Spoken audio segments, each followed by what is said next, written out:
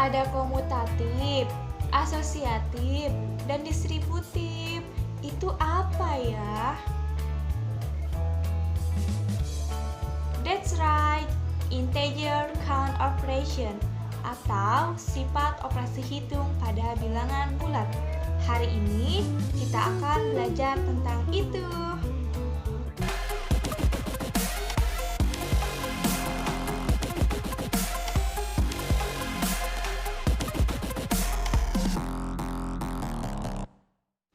Halo semuanya, perkenalkan nama saya Melody Istriani. Saya dari Universitas Kuningan dengan program studi pendidikan guru sekolah dasar.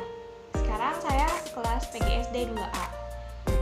Pada kesempatan kali ini kita akan belajar tentang operasi hitung pada bilangan bulat. Ini dia KD-nya. Baik teman-teman, sebelum kita membahas lebih jauh tentang topik pembahasan kita pada kali ini, yaitu sifat operasi hitung pada bilangan bulat, alangkah baiknya kita harus mengetahui terlebih dahulu, apa sih bilangan bulat itu? Betul sekali, bilangan bulat yaitu suatu bilangan yang terdiri dari bilangan positif, bilangan nol, dan bilangan negatif. Bilangan bulat ini dapat kita lihat pada garis bilangan berikut. Nah, kita bisa melihatnya bahwa bilangan 0 ini berada di tengah-tengah. Di sisi kiri 0 yaitu terdapat bilangan negatif, dan di sisi kanan 0 terdapat bilangan positif. Bilangan positif dimulai dari 1, 2, 3, dan seterusnya. Sedangkan bilangan negatif terdiri dari negatif 1, negatif 2, negatif 3, dan seterusnya.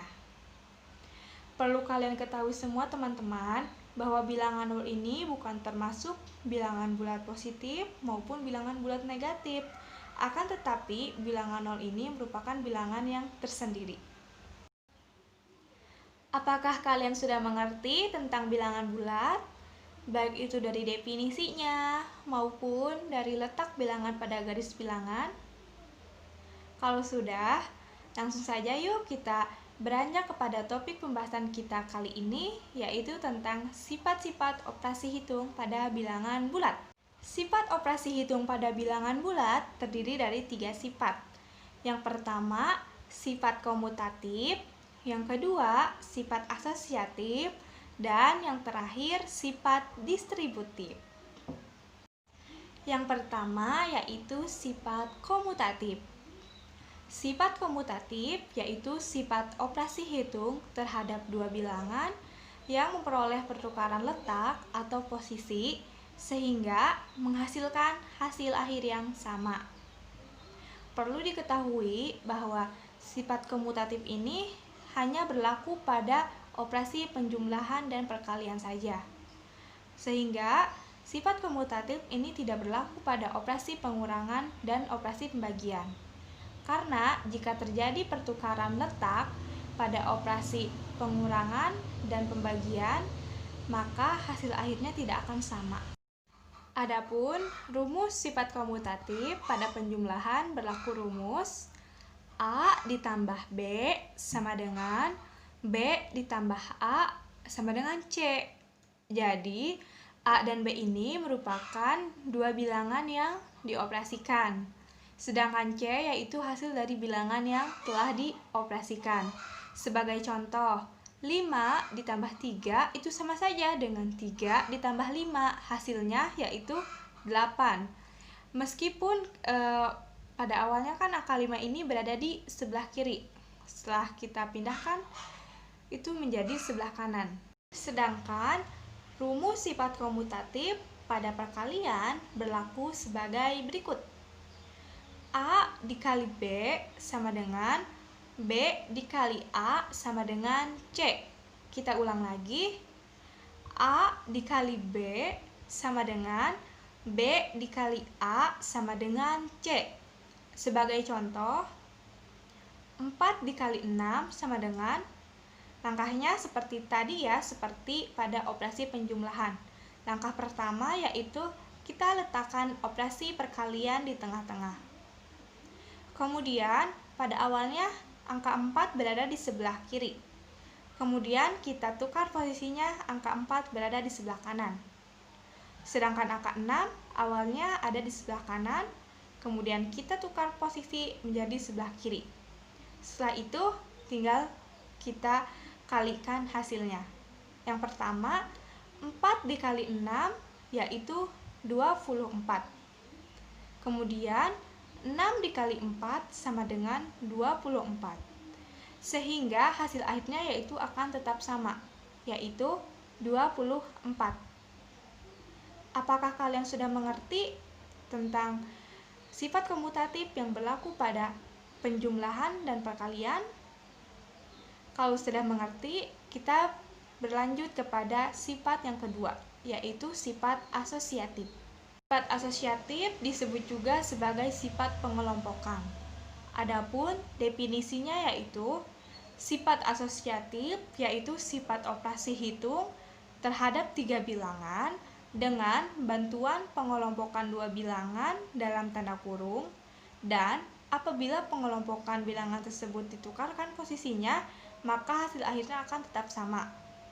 Jadi, operasi hitung yang telah memenuhi sifat asosiatif, hasil akhirnya akan tetap sama, walaupun tanda kurungnya atau pengelompokannya itu dipindahkan posisinya. Sifat asosiatif juga tidak berlaku pada operasi pengurangan dan pembagian, sehingga sifat ini hanya berlaku pada operasi penjumlahan dan perkalian saja. Adapun rumus sifat asosiatif pada penjumlahan yaitu A ditambah dalam kurung B ditambah tutup kurung C sama dengan dalam kurung A ditambah tutup kurung B ditambah C sama dengan D.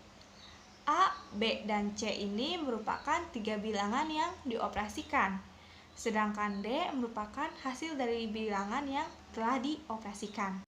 Sebagai contoh yaitu 10 ditambah dalam kurung 4 ditambah tutup kurung 3 sama dengan, langkah pengerjaannya yaitu angka 10 kan pada awalnya ini tidak berada di dalam kurung ya, kemudian kita rubah posisinya sehingga angka 10 ini akan berada di dalam kurung, sehingga pengerjaannya yaitu dalam kurung 10 ditambah tutup kurung 4 ditambah 3. Karena pada awalnya angka 3 ini berada di dalam kurung, setelah kita rubah posisinya sehingga angka 3 ini tidak akan berada di dalam kurung lagi. Nah, kemudian 10 ditambah 7. Yang ini jadi 14 ditambah 3. 10 ditambah 7 sama dengan 17. 14 ditambah 3 sama dengan 17. Hasil akhirnya yaitu sama, yaitu 17. Jadi, meskipun tanda kurungnya ini dirubah posisinya, tetapi hasil akhirnya akan tetap sama ya, jadi 17. Kemudian, sifat asosiatif yang berikutnya yaitu yang berlaku pada operasi perkalian. Adapun rumusnya yaitu sebagai berikut. A dikali dalam kurung B dikali tutup kurung C sama dengan dalam kurung A dikali tutup kurung B dikali C sama dengan D. Nah, sebagai contoh yaitu 6 dikali dalam kurung 2 dikali tutup kurung 4 sama dengan, langkah pertama yang harus kita kerjakan yaitu kita rubah posisi tanda kurungnya ya. Yang pada awalnya angka 6 ini kan tadinya tidak berada dalam kurung, kemudian kita rubah posisinya ke sebelah kanan sehingga angka 6 ini akan kita masukkan ke dalam kurung. Nah, sehingga pengerjaannya yaitu dalam kurung 6 dikali tutup kurung 2 dikali 4. Nah, kita kerjakan yang di sebelah kiri dulu ya. Berarti 6 dikali 8, kemudian kita beranjak ke sebelah kanan, berarti 12 dikali 4. Yang ini 6 dikali 8 sama dengan 48. Yang sebelah kanan 12 dikali 4 sama dengan 48. Hasilnya sama, yaitu 48. Jadi intinya sifat asosiatif ini meskipun tanda kurungnya ini dirubah posisikan, hasil akhirnya akan tetap sama ya. Jadi nilainya tidak akan berubah. Kemudian, sifat operasi hitung pada bilangan bulat yang terakhir yaitu sifat distributif, disebut juga sebagai sifat penyebaran. Apa sih sifat distributif itu? Sifat distributif yaitu sifat pada operasi hitung terhadap dua operasi yang berbeda. Nah, sehingga salah satu operasi itu berfungsi sebagai operasi penyebaran dan operasi lainnya yaitu berfungsi untuk menyebarkan bilangan yang dikelompokkan dalam tanda kurung. Adapun rumus sifat distribusi yang pertama yaitu rumus perkalian terhadap penjumlahan. Rumusnya yaitu sebagai berikut. Jadi A dikali B tambah C itu sama saja dengan A dikali B ditambah A dikali C. Nah, untuk lebih jelasnya kita kerjakan contoh berikut ini. Misalnya 2 dikali 3 tambah 4 sama dengan, ini hasilnya akan sama dengan 2 dikali 3 ditambah 2 dikali 4. Nah, kita kerjakan dulu yang sebelah kiri ya. Nah, jadi 2 dikali 3 tambah 4 sama dengan 7. Sehingga 2 dikali 7 hasilnya yaitu 14. Kemudian kita kerjakan yang sebelahnya. Kita kalikan dulu yang 2 kali 3 sama dengan 6. Kemudian ditambah 2 kali 4 sama dengan 8. Sehingga tinggal kita jumlahkan hasilnya. 6 ditambah 8 sama dengan 14. Hasilnya itu sama, akan 14. Kemudian, rumus dari sifat distributif yang kedua ini yaitu perkalian terhadap pengurangan. Rumus ini sama saja dengan rumus yang pertama, yaitu ketika rumus yang pertama ini operasinya perkalian terhadap penjumlahan, tetapi rumus yang kedua ini operasinya yaitu perkalian terhadap pengurangan. Rumusnya yaitu A dikali B kurang C sama saja dengan A dikali B dikurang A dikali C. Hasilnya itu akan sama ya. Nah, sebagai contoh yaitu misalnya 10 dikali 6 dikurang 4 sama dengan, ini sama saja jika kita sebarkan dengan 10 dikali 6 dikurang 10 dikali 4. Nah, pertama-tama kita kerjakan dulu yang sebelah kiri ini. Jadi 10 dikurang 6 dikurang 4 sama dengan 2. Maka hasilnya 10 dikali 2 sama dengan 20. Nah, setelah yang kiri dikerjakan, maka kita kerjakan yang sebelah kanan. 10 dikali 6 sama dengan 60. Dikurang 10 dikali 4 sama dengan 40. Sehingga jika kita kurangkan hasilnya, 60 dikurang 40 yaitu 20. Hingga dari kedua ini hasilnya sama, yaitu 20, karena kita menggunakan sifat distributif atau sifat penyebaran. Dan kesimpulannya yaitu, jadi sifat operasi hitung pada bilangan bulat ini terdiri dari 3 sifat. Yang pertama yaitu sifat komutatif. Sifat komutatif disebut juga sebagai sifat pertukaran. Nah, sifat komutatif ini hanya berlaku pada operasi penjumlahan dan perkalian saja. Adapun rumus sifat komutatif yang berlaku pada operasi penjumlahan yaitu A ditambah B itu sama saja dengan B ditambah A sama dengan C. Sedangkan sifat komutatif yang berlaku pada perkalian, rumusnya yaitu A dikali B itu sama saja dengan B dikali A, hasilnya itu C. Sifat yang kedua yaitu sifat asosiatif. Sifat asosiatif disebut juga sebagai sifat pengelompokan. Sifat ini juga hanya berlaku pada operasi perkalian dan penjumlahan saja. Adapun rumus sifat asosiatif yang berlaku pada operasi penjumlahan, rumusnya yaitu A ditambah dalam kurung B ditambah C itu sama saja dengan dalam kurung A ditambah tutup kurung B ditambah C sama dengan D. Kemudian rumus sifat asosiatif pada operasi perkalian, rumusnya yaitu A dikali dalam kurung B dikali tutup kurung C itu sama saja dengan dalam kurung A dikali tutup kurung B dikali C sama dengan D.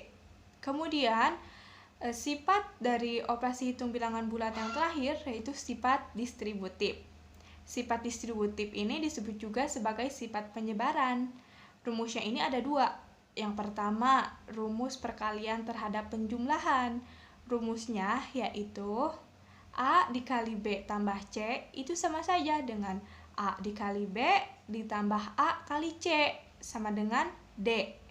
Kemudian rumus yang kedua yaitu rumus operasi perkalian terhadap pengurangan. Rumusnya A dikali B dikurang C itu sama saja dengan A dikali B dikurang A dikali C sama dengan D. Mungkin hanya itu yang dapat saya sampaikan pada kesempatan kali ini. Semoga apa yang telah saya sampaikan dapat bermanfaat bagi kita semua. Dan kurang lebihnya mohon maaf. Ditutup. Wassalamualaikum warahmatullahi wabarakatuh.